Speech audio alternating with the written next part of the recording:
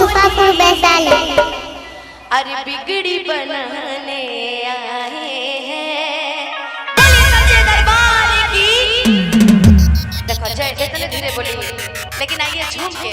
भजन का आनंद तभी आता है जब मिल के हम सब उस भजन को गाते हैं। ताली बजाएंगे कि तेरे दर पे ओ मेरी मैया तेरे दीवाने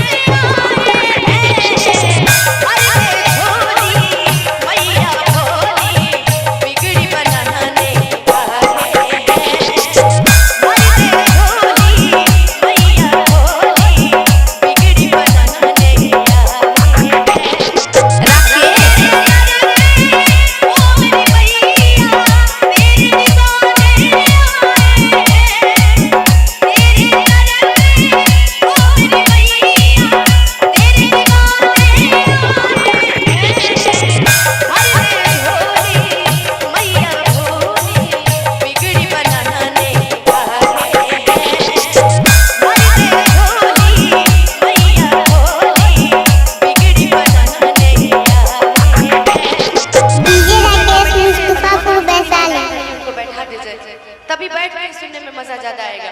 आज जितने हमारे भैया लोग खड़े हैं, अगर जहाँ जगह मिले वहाँ बैठ जाइए। वाकई आपका साउंड बहुत सुंदर बज रहा है, वाकई साउंड आपका वाकई बहुत सुंदर बज रहा है, इसमें कोई दो राय नहीं है। एक बार चाहेंगे तो दोनों हाथ ऊपर ऊपर सीधा सीधा सब हाथ धो के आए ना, ताली बजेगा ना सबके हाथ से। दोनों हाथ उठाना, देख आमीन के हमरा संगे गावा। भर दे